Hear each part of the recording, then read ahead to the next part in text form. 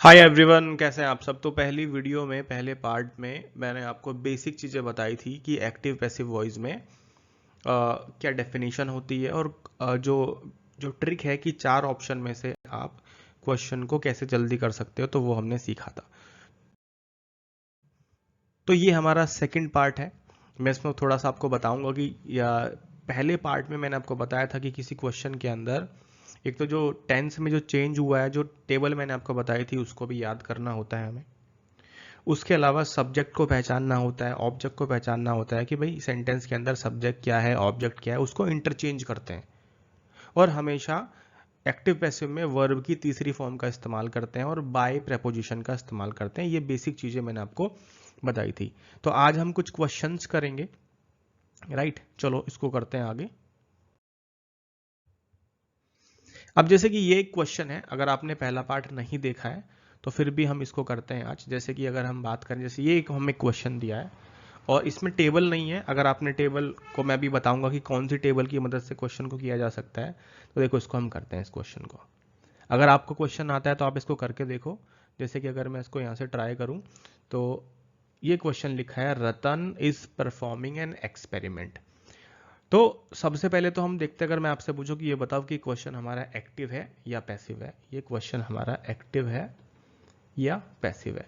तो सबसे पहले तो अगर हम जाने कि क्वेश्चन में सबसे पहले पहचानो कि ये एक्टिव वॉइस है या पैसिव वॉइस है। जैसे इसमें यहाँ पे हमें इज लिखा है। वैसे तो क्वेश्चन के अंदर आपको वो दे भी, जैसे कि एक एग्जाम का क्वेश्चन, जैसे यहाँ पर आप देखो तो ये सीडीएस में पूछा गया क्वेश्चन है और इसमें देखो कहा गया है change from passive to active.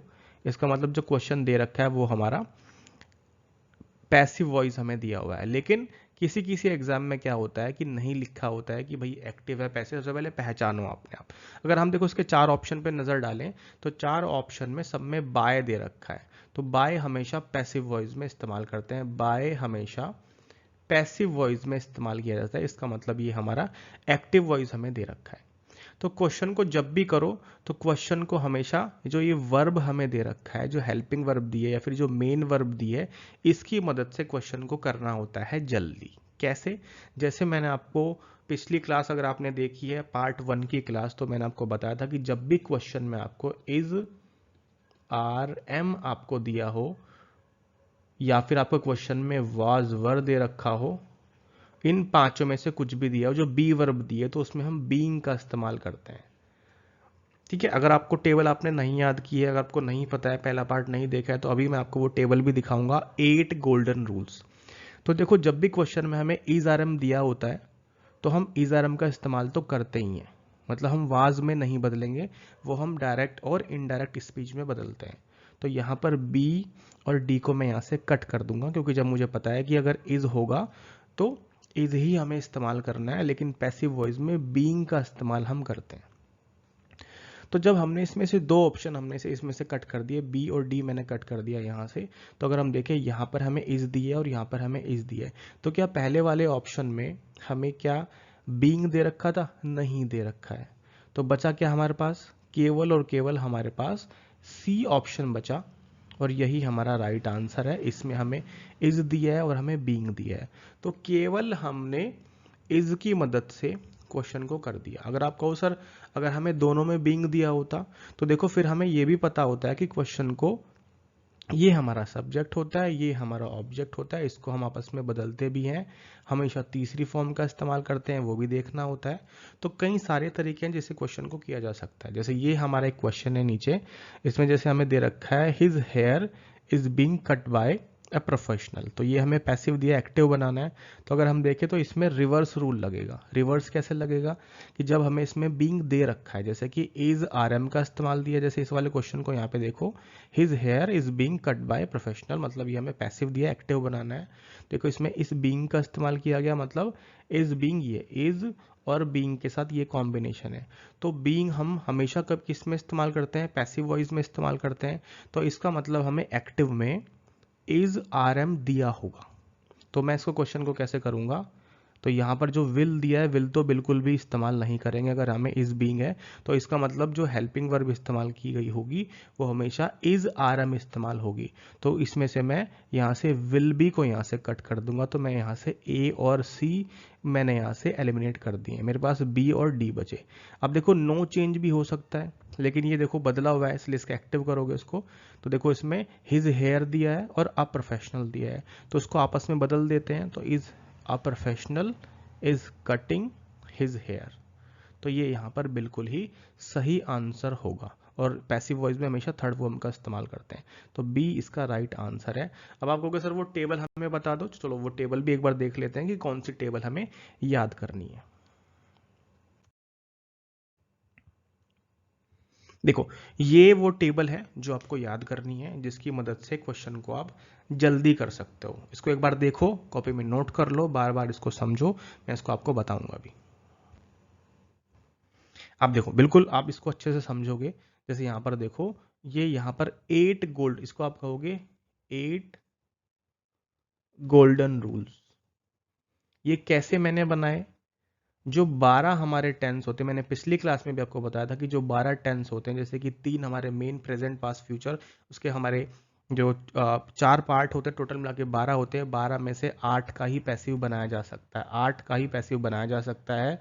3 तो हमारे होते हैं जैसे कि present perfect continuous, past perfect continuous और फ्यूचर परफेक्ट कॉन्टिन्यूस। 3 तो हमारे ये हो गए, और फ्यूचर कॉन्टिन्यूस का भी पैसिव वॉइस नहीं बनाया जा सकता, तो 4 हमारे इसमें से कट जाते हैं, तो 8 हमारे बचे। तो आप सिंपल जब भी क्वेश्चन को करो तो हमेशा हेल्पिंग वर्ब की मदद से क्वेश्चन को करोगे। जैसे आप क्वेश्चन में देखो कि वाज वर्ब दिया है, वर्ब की सेकंड फॉर्म दी है, हैड दिया है या हैज दिया है, तो आप इनका यूज करोगे कैसे? जैसे हैज है अगर हमें दे रखा है तो हम बीन का इस्तेमाल करेंगे। वर्ब की सेकंड फॉर्म दी है तो वाज वर्ब का इस्तेमाल करेंगे। जैसे पिछले वाले क्वेश्चन में हमें इज आरएम दे रखा था, तो हम इसी के साथ में बीइंग का इस्तेमाल हम करते हैं। तो आप ये 8 याद कर लो और क्वेश्चन को आप आसानी से कर सकते हो। जैसे कि अब हम कुछ और क्वेश्चंस करते हैं। अगर आपको बेसिक चीजें समझनी है तो पार्ट 1 ऊपर आई बटन को क्लिक करके आप देखोगे ऊपर आपको मिल जाएगा। पार्ट 1 में मैंने अच्छे से बताया कि भाई सब्जेक्ट क्या होता है, ऑब्जेक्ट क्या होता है, कैसे देखते हैं, कैसे चेंज करते हैं, ठीक है। और इस टेबल को स्क्रीनशॉट ले लो, इसको याद कर लो कैसे। एक तरफ हाथ रख लो कि भाई एक्टिव और पैसिव। अगर एक्टिव में हमें हेड दिया है, जैसे 6 नंबर पे हमें हेड दे रखा है, तो हम बीन का इस्तेमाल करते हैं। चलो इस टेबल को एक बार क्वेश्चन में हम अप्लाई करके देखते हैं। और इस आज की वीडियो में मैं आपको, एक तो हम वो सीखेंगे कि जब हमारे पास डबल ऑब्जेक्ट होता है, ठीक है, डबल ऑब्जेक्ट होता है तो क्वेश्चन को के 2 आंसर होते हैं, ठीक है। और हम सीखेंगे जब क्वेश्चन में हमें हु से क्वेश्चन की स्टार्टिंग होती है, जब इंटेरोगेटिव क्वेश्चंस होते हैं। जैसे मैं एक बार दिखा भी देता हूं तो आपको पता चल जाएगा कि कैसे क्वेश्चंस को हम डील करने वाले हैं। देखो ये तो आसान सा क्वेश्चन है, इसको एक बार जल्दी से कर भी लेते हैं। जैसे यहाँ पर हमें क्या दिया है, सीता लर्न्स हर लेसन्स डेली। तो हम देखेंगे, मैंने बताया था कि क्वेश्चन को हेल्पिंग वर्ब से या मेन वर्ब की मदद से करेंगे। जैसे आप यहाँ पर देखो तो ये हमें वर्ब की फर्स्ट फॉर्म दी है, वर्ब की फर्स्ट फॉर्म। तो अगर हम इसमें देखें 8 रूल में हम देखें तो पहला ही रूल यहाँ पे लग जाएगा, वर्ब की फर्स्ट फॉर्म। तो हम इज आर एम का इस्तेमाल करेंगे पैसिव बनाने में। तो कुछ सब में देखो बाय दे रखा है, इसका मतलब ये पैसिव है, हमें एक्टिव दे रखा है, ये हमें एक्टिव वॉइस दे रखा है। क्योंकि पैसिव में हमेशा हम थर्ड फॉर्म का भी इस्तेमाल करते हैं, तो इससे भी हमें पता चल रहा है, राइट। चलो क्वेश्चन को करते हैं। जैसे मैंने बताया कि यहाँ पे देखो वर्ब की फर्स्ट फॉर्म दी है, तो जब हमें यहाँ पे वर्ब की फर्स्ट फॉर्म दे रखी है, इसका मतलब हमें इज आर एम का इस्तेमाल करना है। तो देखो यहाँ पे वाज दे रखा है, यहाँ पे वर्ब दिया है, तो इसको तो यहाँ से हम कट कर देंगे। तो ए और बी तो हमारा आंसर बिल्कुल भी नहीं हो सकता। इसको बोलते हैं एलिमिनेशन मेथड, की क्वेश्चन को टेबल की मदद से देखो और हम आसानी से क्वेश्चन को कर सकते हैं। जैसे यहाँ पे सी नंबर दिया है, अब आप मुझे देखकर बताओ, देखो इज आर एम का इस्तेमाल तो हमें करना है। यहाँ पे इज दिया है, यहाँ पे आर दिया है। अब यहाँ पर देखो दोनों में, अब ये दोनों में देखो इज भी आ सकता है, आर भी आ सकता है। अब यहाँ हम क्या देखेंगे, जैसे मैंने बताया कि क्वेश्चन को जब एक्टिव होता है तो ये हमारा सब्जेक्ट होता है, ये हमारा ऑब्जेक्ट है। सीता लर्न्स हर लेसन्स, ये हमें ऑब्जेक्ट दिया, ये डेली कॉम्प्लीमेंट है। तो सब्जेक्ट और ऑब्जेक्ट को आपस में बदल देते हैं, तो इसका मतलब क्वेश्चन हमारा बनेगा हर लेसन्स से। तो हर लेसन्स हमें दोनों में दे रखा, हर लेसन्स, हर लेसन्स, तो हर लेसन्स तो प्लूरल हो गया ना। तो अगर प्लूरल होगा तो हम आर का इस्तेमाल करेंगे, ना कि इसमें इज आएगा। इसका मतलब हमारा इसमें जो करेक्ट आंसर होगा वो हमारा डी इसका करेक्ट आंसर है। Her lessons are learned daily by Sita, तो उसका डी इसका राइट आंसर है। ठीक है, अब थोड़ा सा और समझते हैं, आगे क्वेश्चन की तरफ आगे बढ़ते हैं। अब जैसे मैंने आपको बताया था कि हु वाले क्वेश्चंस को करते हैं, और हु वाले क्वेश्चन थोड़ा सा कठिन होते हैं। क्वेश्चन को देखो, ये टेबल तो आपको मदद करेगी इन क्वेश्चंस को करने में। जैसे यहाँ पर देखो, इसमें क्या दिया है, who gave you the money. चलो कोई बात नहीं, हमें हु दे रखा है, तो सबसे पहले तो ध्यान रखो, इन क्वेश्चन को समझ लो। जब भी क्वेश्चन में हु दिया होगा, जब भी क्वेश्चन में आपको हु दे रखा होगा, तो हमेशा क्वेश्चन बाय वुम से बनेगा, इनसे। ये देखो, बाय तो हम इस्तेमाल करते ही है ना पैसिव वॉइस में, तो उसको सबसे पहले इस्तेमाल कर लो, बाय वूम। इसका मतलब ये सी और ए तो उसमें से कट हो जाएगा।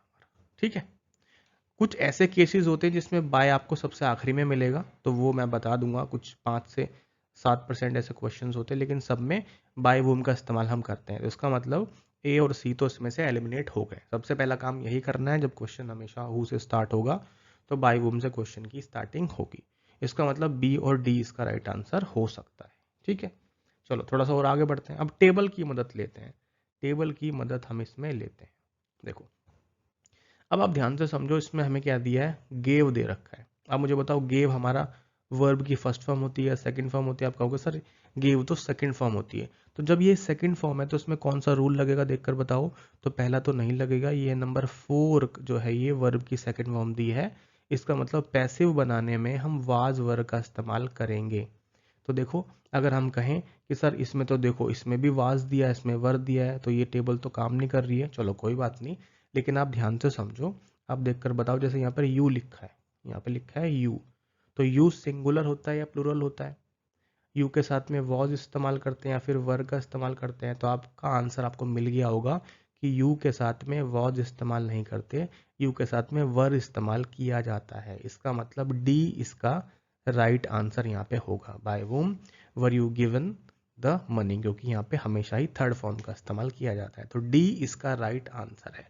अब आप कहोगे सर थोड़ा सा एक दो और एग्जाम्पल करा दो जिसकी मदद से क्वेश्चन को और अच्छे से कर सकते हैं, तो चलो देखते हैं आगे। ये टेबल है, मैं आपको फिर से बोल रहा हूँ, ये टेबल अच्छे से याद कर लो, इसकी मदद से क्वेश्चन सारे के सारे बिल्कुल ठीक हो जाएंगे। ये हमारा पार्ट सेकंड है।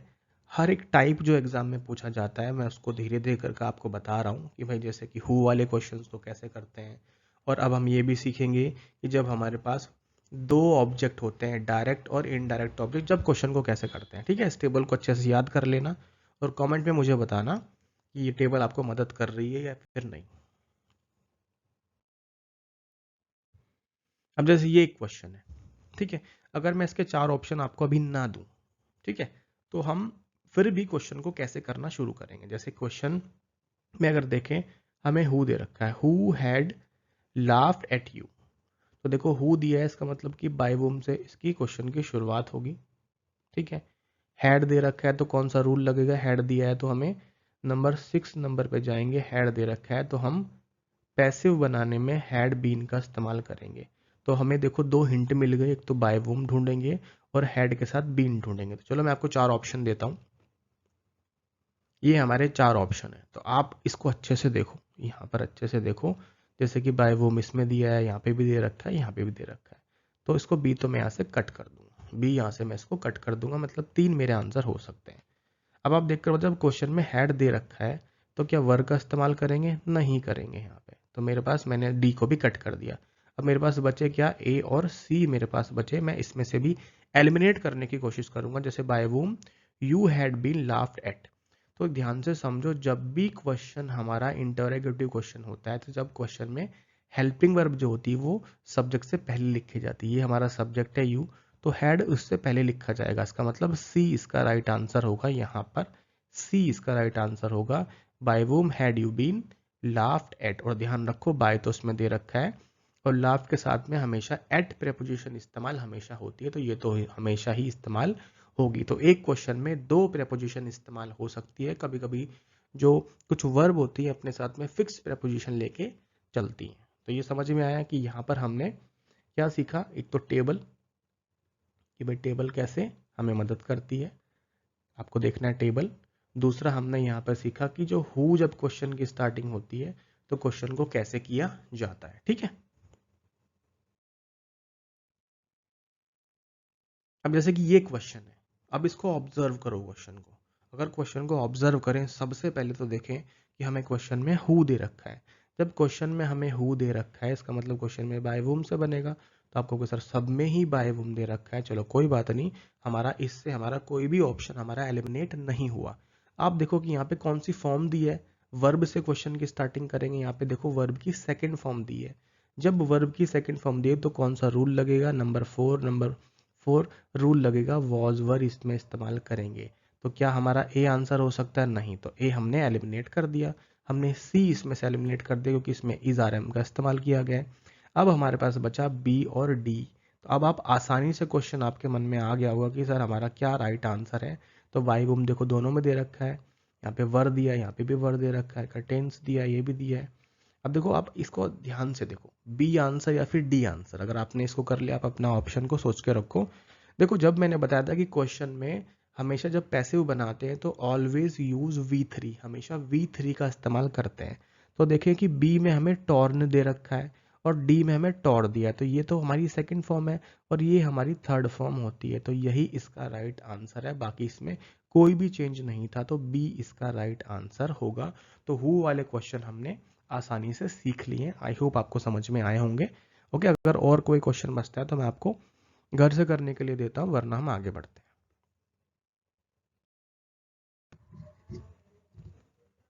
अब हम समझते हैं कि जब हमारे पास किसी क्वेश्चन में, जैसे अगर हम देखें, सबसे पहले क्वेश्चन देखते हैं। डबल ऑब्जेक्ट ये क्या है, सेंटेंसेस विद कॉम्प्लेक्स वर्ब्स और टू ऑब्जेक्ट। जब हमारे पास दो ऑब्जेक्ट, सबसे पहले देखो एक्टिव से पैसिव बनाने में, एक्टिव से जब हम पैसिव बनाते हैं किसी क्वेश्चन को, तो हम एक्टिव से पैसिव उसी सेंटेंस में बना सकते हैं जिसमें हमें ऑब्जेक्ट दे रखा हो। जिसमें ऑब्जेक्ट नहीं होता उसका पैसिव नहीं बनाया जा सकता। जैसे इस क्वेश्चन को देखो, दे टॉट अस इंग्लिश, तो उसमें अस एक ऑब्जेक्ट है और इंग्लिश एक ऑब्जेक्ट, दूसरा ऑब्जेक्ट है। इसमें दो ऑब्जेक्ट है, इसलिए जो ये वर्ब कहलाएगी इसको कहेंगे ditransitive verb. Ditransitive verb वो होती है जिसमें दो ऑब्जेक्ट होते हैं, और ध्यान से जिसमें एक होता है उसको ट्रांजिटिव वर्ब कहते हैं। जिस वर्ब के साथ में ऑब्जेक्ट होता है वो ट्रांजिटिव वर्ब होती है। एक होगा तो ट्रांजिटिव वर्ब, दो होंगे तो डाई ट्रांजिटिव वर्ब कहेंगे। और जितने ऑब्जेक्ट क्वेश्चन के उतने ही आंसर होंगे। कि जैसे कि दे टॉट अस इंग्लिश, तो इसके दो आंसर बनेंगे। इसको हम अस से भी बना सकते हैं, इसको हम इंग्लिश से भी बना सकते हैं। ठीक है, आप कहोगे सर आपने तो जो टेबल हमें दी है हम टॉट की मदद से क्वेश्चन को कर सकते हैं, हमें पता है कि टॉट दिया है तो वाज वर्ब का इस्तेमाल करेंगे, क्वेश्चन को किया जा सकता है। बिल्कुल ठीक है, आप उस टेबल की मदद से क्वेश्चन को कर सकते हो, लेकिन यहाँ पर एक एक्स्ट्रा नॉलेज ले लो कि भाई डायरेक्ट ऑब्जेक्ट क्या। जब हमारे पास किसी सेंटेंस में किसी वर्ब के साथ में दो ऑब्जेक्ट दिए हो तो डायरेक्ट ऑब्जेक्ट क्या होता है और इनडायरेक्ट ऑब्जेक्ट क्या होता है। अगर मैं आपसे कहूँ इंग्लिश जो उसमें दिया है, इंग्लिश यहाँ पर ये डायरेक्ट ऑब्जेक्ट है, और यहाँ पर जो अस दे रखा है वो हमारा इनडायरेक्ट ऑब्जेक्ट है।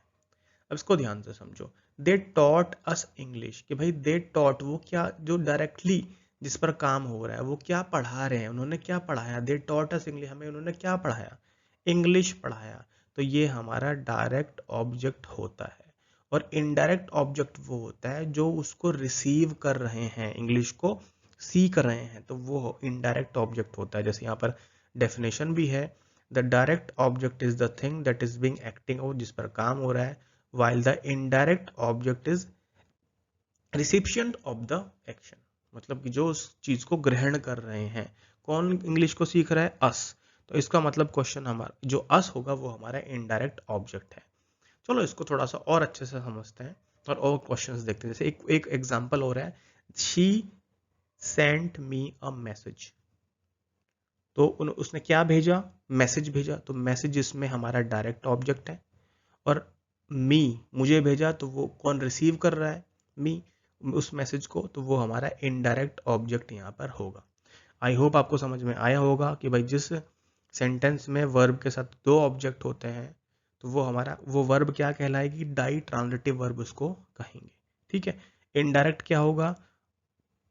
इनडायरेक्ट ऑब्जेक्ट वो जो रिसीव कर रहे हैं उस चीज को, जैसे कि she sent me a message, message किसको मिला? मी को, तो वो इनडायरेक्ट ऑब्जेक्ट है, लेकिन क्या मिला? मैसेज, तो वो डायरेक्ट ऑब्जेक्ट होगा इसमें। अब आपको सर इसको बनाए कैसे, इसको करे कैसे, चलिए इसको देखते हैं।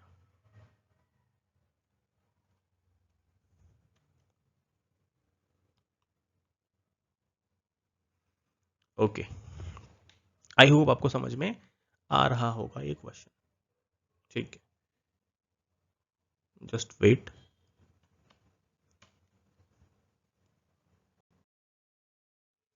ओके, चलिए अब देखो इसमें एक क्वेश्चन दिया है, दे टॉट अस इंग्लिश। तो आई होप आपको समझ में आ रहा होगा।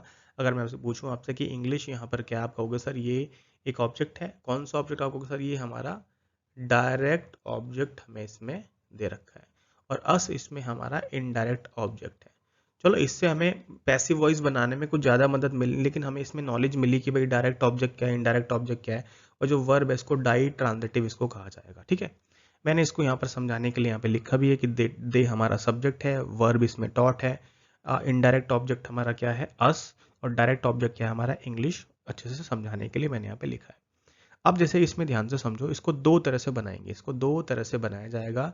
दे टॉट अस इंग्लिश, ये क्वेश्चन है हमारा, तो इसको हम कैसे बनाएंगे? सबसे पहले जैसे इसमें इंग्लिश लिखा है, जैसे इंग्लिश है मतलब इसको डायरेक्ट ऑब्जेक्ट से बना रहे हैं, तो सबसे पहले जैसे इसमें इंग्लिश लिखेंगे, क्योंकि हमें पता है कि सबसे पहले जब हमारे पास ऑप्शन नहीं होते हैं, जब हमारे पास ऑप्शन नहीं होते हैं तो हम सब्जेक्ट और वर्ब को इंटरचेंज करते हैं। मतलब इंग्लिश के प्लेस पर दे आ जाएगा और दे के प्लेस पर इंग्लिश, तो इसको हमने इंग्लिश लिखा।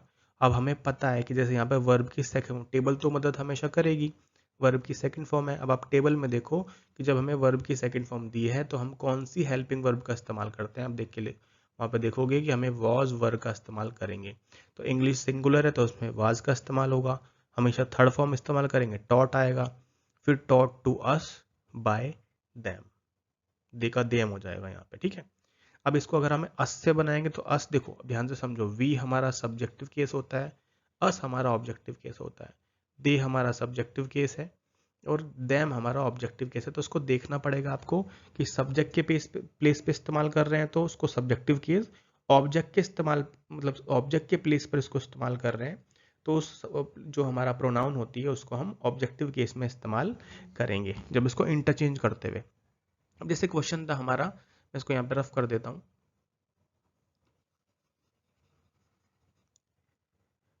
ठीक है, अब जरा इसको देखते हैं। अब आप देखो जैसे इसमें दिया है दे टॉट अस इंग्लिश, तो इंग्लिश से तो हमने बना लिया, इसको बना रहे हैं अस से, तो इसको सबसे पहले सबसे आगे ले आएंगे, तो अस तो हमारा ऑब्जेक्टिव केस है, जब इसको सबसे पहले लाएंगे तो उसको वी लिखना पड़ेगा, वी, और वी हमारा प्लूरल होता है तो वर्ग का इस्तेमाल करेंगे। ये हमें कैसे पता चला? सेकंड फॉर्म है तो वाज वर्ग का इस्तेमाल करेंगे। अब वो भी देखना पड़ेगा कि वाज करें कि वर्ग करें, जब हमें इंग्लिश था सिंगुलर तो वाज इस्तेमाल किया, वी प्लूरल है तो वर्ग इस्तेमाल करेंगे। ठीक है, उसके बाद हमेशा थर्ड फॉर्म इस्तेमाल करेंगे, जो जो टॉट होती है वो वर्ब की सेकंड फॉर्म भी थर्ड फॉर्म भी सेम होती है। टॉट क्या पढ़ा है? English by them. ये आपको देखना पड़ेगा कि टू अस किस में इस्तेमाल करते हैं, तो टू अस हम तब इस्तेमाल करेंगे जब हम डायरेक्ट ऑब्जेक्ट से क्वेश्चन को कर रहे हैं। ठीक है, चलो, लेकिन आप कहोगे सर इसमें थोड़ा सा टिपिकल हमें लगा जब हमारे पास ऑप्शंस नहीं है। जब आपके पास ऑप्शन होंगे क्वेश्चन को आराम से आप कर सकते हो, जब हमारे पास टेबल है, क्योंकि हमें सिर्फ वाजवर देखना है, उससे क्वेश्चन हमें आसानी से हो जाएगा। अब जैसे कि ये क्वेश्चन था, she sent me a message, तो देखो जब हमारे पास चार ऑप्शन हो, इसमें सेंट दिया है मतलब वर्ब की सेकंड फॉर्म दी है, जब ये वर्ब की सेकंड फॉर्म दी है तो मैं वाज वर्ब का इस्तेमाल कर, देखो इसमें भी वाज है, इसमें भी वाज हमें दे रखा है, तो मतलब जब हमारे पास चार ऑप्शन होते तो क्वेश्चन को आसानी से कर सकते थे। ए मैसेज से जब इसको हम डायरेक्ट ऑब्जेक्ट से बनाएंगे तो टू मी का इस्तेमाल करेंगे, यहाँ पे मी दे रखा है इनडायरेक्ट के लिए, और ये सिंपल जैसे मैंने बताया इसी तरह से बनाया जाएगा। अगर कोई भी डाउट होता है तो मुझे कमेंट सेक्शन में बताओ, उसको दोबारा से एक्सप्लेन कर दूंगा। ठीक है, चलो आगे बढ़ते हैं। अब ऊपर आपको बनाने के लिए जैसे मैंने दो क्वेश्चन आपसे पूछे थे कि जैसे कि दे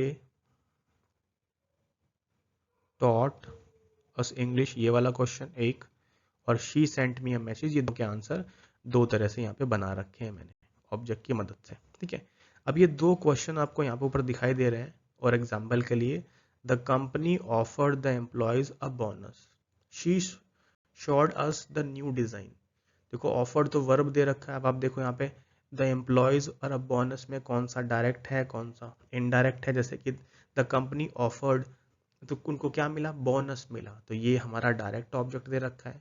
और जो किसको मिला, एम्प्लॉयज को, तो ये हमारा इनडायरेक्ट ऑब्जेक्ट दे रखा है। इसी तरह से they showed us the new design, क्या दिखाया डिजाइन, तो ये डायरेक्ट ऑब्जेक्ट है। किसको दिखाया, अस, हमें दिखाया, तो ये हमारा इनडायरेक्ट ऑब्जेक्ट है। ठीक है, समझ में आया। अब इसको आपको, क्योंकि हमें पता है कि किसी भी सेंटेंस में दो ऑब्जेक्ट दिए हैं तो दो तरह से बनेगा, तो आप मुझे ऊपर जो दो क्वेश्चन दिए हैं इसका आंसर मुझे कमेंट सेक्शन में बताओगे कि क्या आंसर इसका होगा। ओके, अब ये जो हमारा लेवल 3 के क्वेश्चंस हैं उसमें हम ये सीखेंगे, एक तो हम सीखेंगे कि भाई जैसे कि ओमिटिंग द बाय प्रपोजिशन, मतलब कि जैसे कि 80% ऐसे सेंटेंसेस होते हैं, जैसे मैंने बताया था कि हमेशा पैसिव वॉइस में बाय प्रपोजिशन का इस्तेमाल करते हैं, लेकिन नहीं, कुछ ऐसे वर्ब होते हैं, कुछ ऐसे वर्ब होते हैं जिसके साथ में एट का इस्तेमाल भी होता है, टू का इस्तेमाल भी होता है, विद का इस्तेमाल भी करते हैं, और ये सब के सब प्रेपोजिशंस होती हैं जो फिक्स प्रेपोजिशन होती हैं। ठीक है, अगले पार्ट में लेवल 3 में हम ये सीखेंगे कि भाई कौन से सेंटेंसेस ऐसे होते हैं, सारे रूल सेम होंगे, टेबल की मदद से कर सकते हैं क्वेश्चन को, लेकिन बाय इस्तेमाल नहीं करेंगे, तो ऐसी कौन कौन सी वर्ब है वो हम सीखेंगे लेवल 3 में। और इसके अलावा हम सीखेंगे जो इम्परेटिव सेंटेंसेस हमारे होते हैं, जो हमारे इम्परेटिव सेंटेंसेस होते हैं, जैसे क्वेश्चन आपको बताऊं कि open the door, open the door या ओपन द गेट। ठीक है, इस तरह के क्वेश्चन को जैसे लेट से बनाएं, कैसे बनाएं, तो वो हम उसमें अगले पार्ट में उसको सीखेंगे। राइट, चलो तो इस पार्ट में इतना ही। इस पार्ट में हमने सीखा कि वर्ब की मदद से क्वेश्चन को हमेशा करो। ठीक है, और टेबल की जो मदद से क्वेश्चन को आसानी से किया जा सकता है, चार ऑप्शन दिए हैं तो एलिमिनेशन मेथड यूज करो। और हमने सीखा कि जब हमारे पास दो ऑब्जेक्ट होते हैं तो डायरेक्ट ऑब्जेक्ट क्या है, इनडायरेक्ट ऑब्जेक्ट क्या है, लेकिन टेबल सबसे ज़्यादा ज़रूरी है, वर्ब की मदद से क्वेश्चन को किया जा सकता है। चलिए अगले पार्ट में मिलेंगे और सीखेंगे कि कौन कौन से ऐसे वर्ब हैं जिसके साथ में बाय के अलावा प्रेपोजिशंस इस्तेमाल होती है।